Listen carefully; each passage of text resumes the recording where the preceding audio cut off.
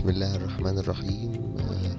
النهاردة زي ما قلنا هنبدأ نشرح الحاجات الأساسية اللي لازم نعملها ونعمل حسابها قبل ما أو إحنا بنيجي نعمل التصميم. طبعا أنا أول مرة أعمل شرح فيديو، فيعني هتلاقوني بتلخبط في حاجات وفي حاجات بنساها وكده، فيعني معلش أول مرة بقى. هنبدأ نفتح الفوتوشوب وهنتكلم عن أول حاجة وهي مقاس التصميم والريزوليوشن. أول حاجة لازم واحنا بنعمل المقاس نبعد عن التصميمات اللي بتبقى طويلة بالشكل ده كده، لأنها على الفيسبوك عموما مش بتظهر بالشكل المناسب، مش بتملى الشاشة، فلو التصميم جواه معلومة مش هتبقى باينة بالشكل الكافي للناس بالنسبة للتصميمات اللي بتبقى بالطول يعني. فهنبدأ نعمل مقاس جديد. أول حاجة المقاسات المفضلة بالنسبة لي يعني هي المقاسات بتاعت الأفلام عموما، اللي هي ال HD، اللي هو مثلا 1280 في 720. طبعا كل ده بالبكسل. المقاس ده، او مثلا 1920 في 1080. التصميمات ديت هي التصميم اللي بيملى الشاشة بأكملها طبعا يعني. بالنسبة للأفلام فهي دي يعني أنسب حاجة للفيلم، وعموما أنا بفضلها كمان للتصميم لأنها بتبقى واضحة جدا ومقاسها مناسب يعني. تاني حاجة الريزوليوشن. كتير من الناس بيسيب الريزوليوشن زي ما هو 72 زي ما الفوتوشوب بيختار. بالنسبة للتصميمات اللي على النت عموما او على الفيسبوك او اللي هتتشاف على شاشة عموما، بيفضل ليها ريزوليوشن كبير اكتر من 100 تقريبا، يعني علشان يبقى التصميم واضح وما فيهوش بكسلة، وحتى لما يتعمل له زوم لازم يبقى الريزوليوشن اكتر من 100. 72 دوت بيبقى مفضل للتصميمات المطبوعة زي مثلا اليوفط والحاجات ديت، فاحنا هنعمله مثلا 300 وده انسب حاجة. هو الحجم بتاعه هيبقى اكبر شوية، لكن ده انسب حاجة بالنسبة للتصميمات اللي على النت. تالت حاجة الكالر مود.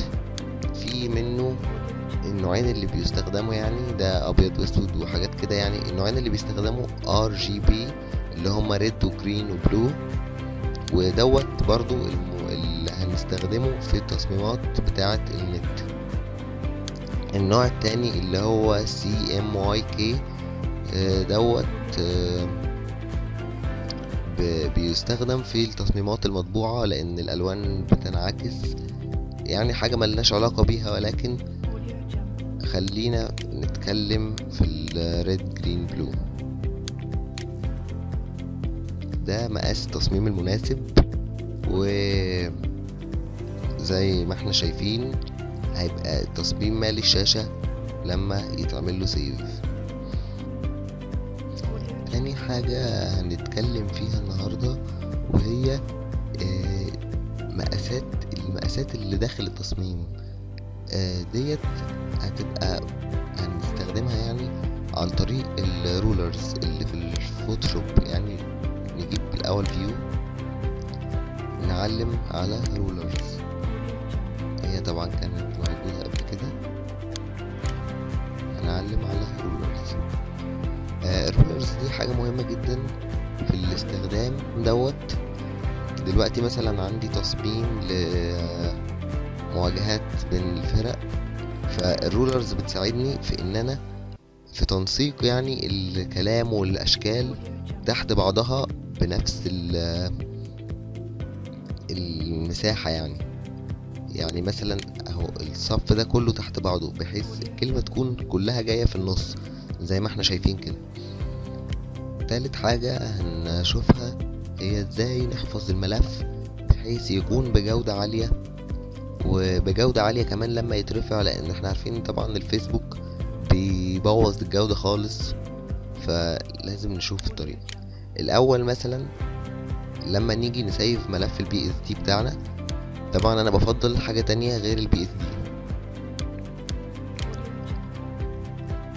انا بفضل اللي هي EIFF، دي زيها زي البي اس دي ولكن بتتسيف بحجم اصغر بكتير جدا من البي اس دي، يعني زي ما هنشوف دلوقتي. اوكي، زي ما هنشوف دلوقتي ملف البي اس دي لو شفنا هنلاقيه 12 ميجا. طبعا هو التصميم ده صغير، بس بعض التصميمات لما بنيجي نسيفها بتبقى كبيرة جدا. TIFF هنلاقيها 8 ميجا بس، فطبعا يعني لو تصميم حجمه كبير فده هيقلل لنا من الحجم، وهتلاقي نفس الخصائص. يعني لو جبنا الملف ده جوه هنا، طبعا هو موجود معايا دلوقتي، هنلاقيه هو ونقدر نستخرجه زي البي اس دي بالظبط. في حاجة تانية معظم الناس بتعملها وبيبقى حجم الصورة كبير جدا، لما بيجي يعمل سيف بيعمل سيف PNG بالطريقة ديت، وبيعمل سيف زي ما هنشوف. الملف بعد السيف هيطلع معاه بحجم كبير جدا، هيلاقيه مثلا 4 ميجا. يعني انت على ما ترفع الصورة كده بالشكل دوت على الفيسبوك، اول حاجة هتاخد وقت، تاني حاجة هتاخد مساحة، وكمان يعني ممكن تعمل مشاكل ويبقى فيها احجام اكتر من اللي محددها الفيسبوك يعني.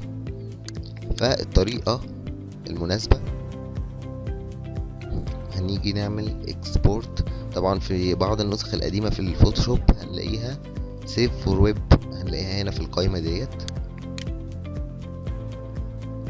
حلو، هنختار سيف فور ويب او الت كنترول شيفت اس. تمام، هنختار برضو PNG 24 زي ما احنا شايفين. طبعا لو عايزين نعدل المقاس او حاجة هنعدله من هنا. تمام، وندوس سيف.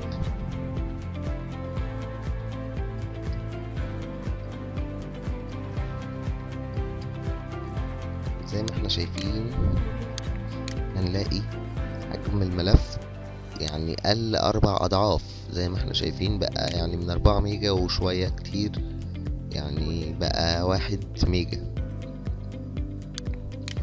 وطبعا هنلاقيه يعني عموما التصميمات بتاعة اللي بتبقى على النت عموما انت مش هتلاحظ فرق الجودة قوي، لكن هو بيطلع بنفس الجودة فعلا حتى لو عملنا زوم. طبعا هو التصميم مبكسل لان انا عامله على مقاس صغير. هنلاحظ هو هي نفس الجودة، مش هتفرق حاجة خالص. الحاجة اللي بعد كده واللي لازم ناخد بالنا منها كويس هي تنسيق الالوان في التصميم بتاعنا. يعني التصميم مش لازم يكون مجرد ملعب وقدامه لاعب وقدامه فريق والحاجات ديت وكلمة وخلاص، لا، لازم نراعي تنسيق الالوان بتاعنا. في موقع مهم جدا وانا نفسي بستخدمه، الموقع زي ما احنا شايفين اللينك هحطه في الديسكريبشن بتاع الفيديو. وهو طبعا من تبع شركة ادوبي بتاعت الفوتوشوب. طبعا هيحط لك بعض تنسيقات الالوان المساعدة يعني او اللي بتمشي مع بعضها لما تنفذها في التصميم. زي ما احنا شايفين اكتر من تنسيق، يعني هنلاقي حاجات كتير جدا، الوان كتير ممكن نستخدمها وهنلاقيها ماشية مع بعضها. في برضو موقع تاني في نفس الحكاية ديت وهحط برضو اللينك في الديسكريبشن، هنلاقي فيه تنسيقات الالوان اللي نقدر نستخدمها، ودي هتساعدنا كتير جدا في اختيار الالوان. عشان ساعات في ناس يعني يعمل تصميم ومثلا ما يعرفش يخلي الكلمة ديت بلون كذا او يخلي الخلفية لونها كذا، فالمواقع دي هتساعدنا كتير جدا. الحاجة اللي هنتكلم عليها بعد كده هي ازاي اجمع افكار تصميمي. مثلا انا مش عندي فكرة ومش لاقي فكرة ومش عارف اطلع حاجة يعني اشتغل عليها. ففي موقعين طبعا مشهورين جدا، ديفيانت ارت وبيهانس. الموقعين دول طبعا عليهم مصممين من جميع انحاء العالم، فاحنا ممكن ندور عليهم، بس اهم حاجة مش نقلد التصميم اللي موجود.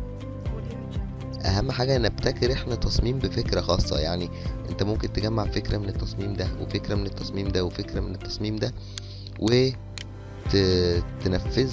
انت في تصميم خاص بيك انت بفكرة برضو جديدة او بتنفيذ مختلف. مش لازم نقلد يعني. طبعا لو دورنا على الانواع ممكن ندور على نوع التصميمات من هنا. يعني كل واحد يعيش كده جوه الموقع ويجمع افكار. حاجة اخيرة حابب اقولها قبل ما اقفل الشرح، اهم حاجة ما نبخلش على التصميم بتاعنا باي حاجة نقدر نعملها. يعني ما نكسلش اننا نزود حاجة في التصميم، لان دي هتفرق كتير جدا في الشكل بتاعه وفي المحتوى بتاع التصميم. ما نحاولش لو في حاجة مش عارفينها مش مشكلة ان احنا نروح ندور على اليوتيوب او نسأل حد بيعرف علشان يطلع التصميم بأفضل شكل. حاجة كمان بلاش اننا نقلد افكار بعينها او شكل عجبنا مثلا زي ما هو، لان اساسا المصمم او التصميم عموما بيبقى فكرة مش بس تنفيذ. يعني 50% منه فكرة والنص التاني تقريبا تنفيذ يعني. فاحنا نحاول نبتكر حاجات جديدة وافكار جديدة، وزي ما قلت الموقعين اللي انا حطيتهم دول هيساعدونا كتير جدا في اختيار يعني فكرة التصميم بتاعنا. حاجة تانية عايز اقولها وهي اهم حاجة يكون التصميم بسيط، لان الوقت اللي احنا فيه دوت يعني الدنيا بقت متطورة اكتر. فيعني مثلا من 2-3 كنت لما تيجي تعمل التصميم تحط رونالدو ولا ميسي طالع له جناحات وطالع جنبه نمر وطالع من بقه نار. الحاجات دي بقت مش كرياتيف خالص، خصوصا يعني ان بقى في اشكال جديدة كمان وحاجات بسيطة جدا.